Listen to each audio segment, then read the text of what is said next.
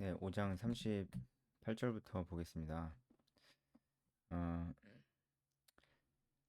눈은 눈으로 이는 입으로 이로 갚으라 하였다는 것을 들었으나 나는 너에게 이르노니 악한 자를 대적하지 말라. 누구든지 내 오른편 뺨을 치거든 왼편도 돌려대며.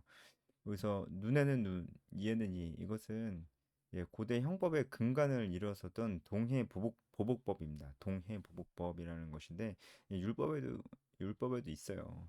하지만 지금 예수님께서 말씀하시는 것은 너희들이 알고 있는 그 율법보다 어, 그 그 율법의 외형적인 것보다 그 근본적인 정신이 너희 안에 있어야 되고, 그런 의미에서 예수님이 이 땅에 율법을 폐하러 온 것이 아니고 율법을 완성하러 오셨다는 말씀을 지금 이어서 이제 하시는 거잖아요. 그래서 지금도 그 율법의 어떤 정신을 강조하는 겁니다. 율법의 정신, 그러니까 율법의 핵심. 그러니까 하나님께서 진짜 율법을 통해서 어떤 것을 말씀하셨었는지를 더 분명하게 예수님께서 얘기해 주시는 건데, 율법의 눈에는 눈, 이에는 이가 있지만 사실은 그것보다 더 너희가 더 철저하게 하나님 앞에서 율법을 잘 지킨다는 것은 동의보복법이 아니고 원수도 사랑하는 것이 사실 진짜 율법의 정신이고, 그것이 진짜 율법을 지키는 것이다 라고 말씀을 이제 하시는 거죠. 그래서 뒤에 이제 그런 얘기가 나오죠. 동의보복법에 따르면은 어, 이제 맞은 만큼 돌려줘야 되고 당한 만큼 돌려줘야 되는데, 그게 아니고 맞아도 이제 보복하지 말라는 것이죠.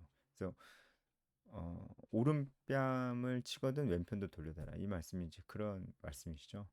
어, 네, 오른뺨을 맞는 것은 사실 이제 굉장히 모욕적인 것이었습니다, 이 당시에요. 왜냐면은 생각해 보세요. 오른뺨을 맞으려면은 상대방이 무슨 손으로 때려야 됩니까? 오른뺨을 맞으려면은 왼손으로 때려야 되잖아요. 근데 대부분 오른손잡이니까 오른뺨을 오른손잡이가 상대방의 오른뺨을 때리려면은 손등으로 이렇게 때려야 됩니다. 손바닥 때리는 게 아니고 손등으로 이렇게 때려야 돼요. 이 당시에 손등으로 때리는 거는 훨씬 더 모욕적인 것이었어요. 그래서 그 정도로 모욕적인 걸 당해도 어, 보복하지 말라라는 것이죠. 그래서 그러면 우리 크리스찬들은 다 보복하면 당하고만 살아야 되냐? 그 얘기는 아니죠. 지금 그만큼 원수를 사랑해야 된다는 것을 얘기를 하고 계신 것이죠. 강조점이 거기에 있는 것이죠. 너를 고발하여 속옷을 가지고 한자 하는 자에게 겉옷까지도 가지게 하고, 다 이제 그런 겁니다. 억지로 오리를 가게 하거든 그 사람과 심리를 동행하고 라고 하는 것입니다. 아, 이 억지로 오리를 가게 하는 것은 이제 뭔가를 이렇게 강제로 봉사하게 하는 것입니다.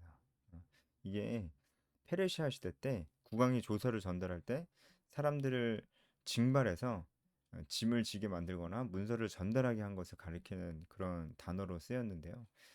어, 그러니까 강제로 봉사하게 만드는 것이죠.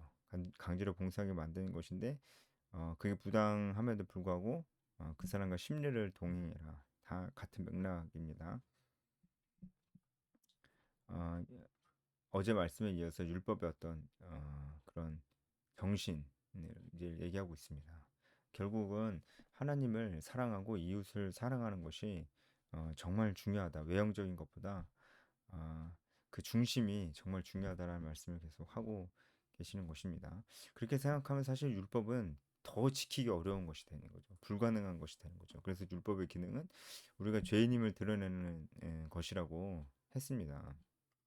하지만 예수님께서 지금 이 말씀을 하시는 것은 우리가 오히려 정말 외형적인 율법보다 지킬 수 없는 그런 율법의 중심과 율법의 정신을 말씀하시는 이유는 우리가 이제는 이렇게 살 수 있기 때문에 말씀하시는 거죠. 예수님 이후에 예수님께서 죽으시고 부활 승천하신 후에 성령이 우리에게 오시면은 우리가 실제로 이런 삶을 살 수 있는 거예요. 원수도 사랑하는 삶을 우리가 실제로 살 수 있기 때문에 예수님께서 이런 말씀을 하시고 이런 삶에 대해서 말씀을 하시고 강조하시는 것도 있다라는 것입니다. 네. 어, 또 내 이웃을 사랑하고 원수를 미워하라 했다는 것을 들었지만, 원수를 사랑하며 박해하는 자를 위해서 기도해라. 이같이 한즉 하늘에 계신 너희 아버지의 아들이 되리니 이는 하나님이 그 해를 악인과 선인에게 비추시며 비를 의로운 자와 불의한 자에게 내려주시며 이같이 한즉 하늘에 계신 너희 아버지의 아들이 된다라는 말씀은 우리가 이렇게 선행을 함으로써 하나님의 자녀가 된다는 말씀이 아닙니다. 하나님의 자녀는 믿는 순간 믿음으로만 될 수 있습니다. 하지만 지금 이렇게 말씀하시는 이유는 말씀하시는 것은 원어를 보면은 이렇게 좀 볼 수 있어요. 어, 이같이 한즉 하늘에 계신 너희 아버지의 아들로 입증되리니 이렇게 해석하는 것이 좀 더 정확한 해석입니다. 입증된다라는 뜻이에요. 된다라는 게 아니고 선행을 하면 하나님의 자녀가 되는 게 아니고 하나님의 자녀로 입증이 된다는 거죠. 누구에게 입증이 되냐? 바로 그 뒤에 나오는 사람들. 악인과 선인, 의로운 자, 불의한 자. 그러니까 사실 이제 하나님을 모르는 자들에게 입증이 된다는 거예요. 우리가 이렇게 정말 이 율법의 중심과 어떤 그런 율법이 우리에게 알려주는 그런 마음으로 살면은 우리가 하나님의 자녀라는 것을 믿지 않는 자들도 보게 된다는 거예요. 그런 의미에서 입증된다라고 하는 것입니다. 그래서 하나님이 그 해를 이제 이 해는 은혜죠. 은혜를 악인과 석인, 그러니까 모든 사람에게 하나님께서 이 은혜를 어, 주신대요. 한마디로 우리가 정말로 하나님께서 주신 율법, 그러니까 율법 하나님의 뜻이죠. 하나님의 뜻대로 우리가 진짜 그 마음의 중심대로 그렇게 살면은 어, 우리도 너무나 좋지만 우리를 통해서 우리 주변에 있는 모든 사람들에게 하나님께서 은혜를 주신다는 거예요. 우리가 은혜의 통로가 되는 겁니다. 정말 하나님 말씀대로 살면은 우리가 그런 의미에서 은혜의 통로가 된다라고 하는 거예요. 이 비를 은혜의 비죠. 의로운 자와 불의한 자에게 내려주시면 모든 사람들에게 다 내려준다는 거예요. 하나님의 이 은혜를 우리를 은혜의 통로로 써 주신다는 그런 말입니다. 너희가 너희를 사랑하는 자를 사랑하면 무슨 상이 있으리요 세례도 이와 같이 아니하느냐. 우리가 더 정말 한마디로 잘 살아야 된다는 거죠. 예. 너희도 온전하라. 우리가 완벽할 수는 없습니다. 여기서 온전하라는 것은 어, 하나님과의 관계에 있어서 온전하라고 하는 말씀입니다. 6장 넘어가서 사람에게 보이려고 그들 앞에서 너희 의를 행하지 않도록 주의하라. 그리하지 아니하면 하늘에 계신 너희 아버지께 상을 받지 못하느니라. 자, 여기서부터는 예수님께서 비슷한 맥락인데 이제 유대인들의 형식주의를 꾸짖습니다. 외식하는 거죠. 외식하는 것을 꾸짖습니다. 꾸짖으시는데 세 가지를 예를 들어서 이제 꾸짖으세요. 어, 첫 번째는 이제 어, 구제, 그리고 금식, 그리고 기도입니다. 어, 구제, 기도, 금식 이 세 가지를 예를 들면서 외식하지 말라고 이렇게 말씀을 하세요. 근데 사실 이 구제, 기도, 금식은 이 유대인들이 가장 중요하게 추구해야 될 3대 경건이라고 생각하고 있었습니다. 구제, 기도, 금식은 유대인들이 추구하는 가장 중요한 3대 경건이었습니다.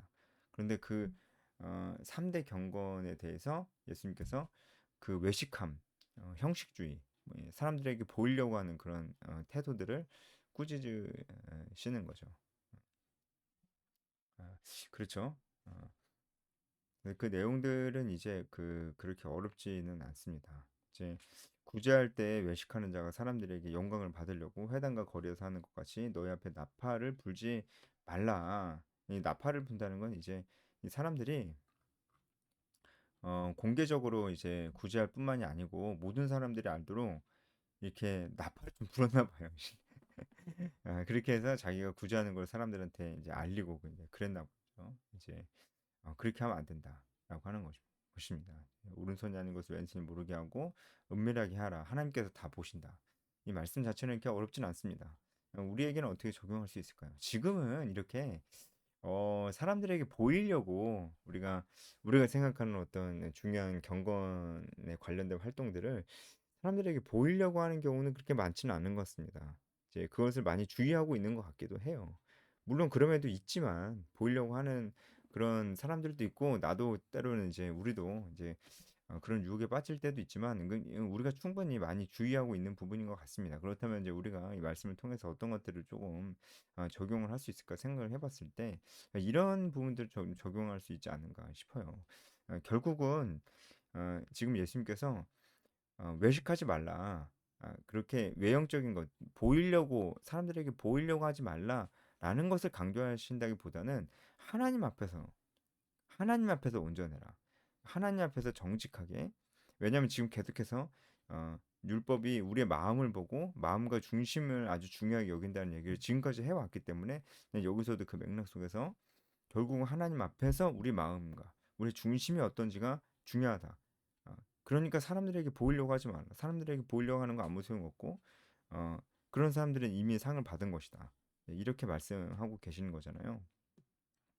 그러니까 우리가 중요하다고 생각하는 경건에 관련된 활동들을 할 때 정말 우리 마음과 중심을 다해서 하느냐는 우리가 한번 생각해 봐야 될 것 같아요. 우리가 사람들에게 보이려고 하는 사람은 별로 없지만 우리가 그럼에도 불구하고 우리의 경건에 관련된 어떤 활동들을 할 때 우리가 마음과 중심을 다하지 않는 건 있다는 거죠. 마음과 중심을 그렇게 중요하게 여기진 않아요. 사람들에게 보이려고도 안 하지만 마음과 중심을 그렇게 중요하게 여기지도 않는다는 겁니다. 예를 들어서 이제 주일날 예배드리고 오면은 예배드리고 오는 것으로 이제 만족을 해버려요. 거기서 정말 얼마나 전심으로 예배를 드렸는지는 그렇게 중요하게 여기지를 않습니다. 기도 시간에 딴 생각하고 찬양 부를 때 딴 생각하고 그렇게 하고 있는 자신의 모습을 그렇게 심각하게 바라보지 않는 거예요. 그러니까 예배 자리에 있었다는 것을 아주 중요하게 여기는 것이죠. 스스로 그렇게 생각하는 것도 아주 문제가 있는데 주변 사람들도 그 사람을 그렇게 볼 수가 있다는 것입니다. 그러니까 어떤 사람이 예배에 열심히 참석하고 뭐 그렇게 하고 있는 것을 보면은 저 사람 신앙 좋구나라고 그냥 우리가 생각을 해버려요. 그 사람이 정말 그 예배 때 얼마나 마음과 중심을 다해서 드렸는지는 우리가 뭐 그런 걸 못 보기도 하지만 그런 걸 우리가 별로 중요하게 여기지 않는 분위기도 있어요. 오냐 안 오냐, 얼마나 어떤 활동들을 다양한 활동들을 얼마나 많이 하냐를 보지 그 사람이 얼마나 마음을 들이느냐 이런 것을 잘 안 보려고 하는 것이 있단 말입니다. 그렇다면 우리도 사실상 사람들에게 보이려고 하지는 않지만 사실상 우리도 외식하는 자들과 다름이 없다는 것이죠. 우리가 좀 그렇게 생각을 좀 해봐야 될 것 같습니다. 오늘 말씀 여기까지 하겠습니다.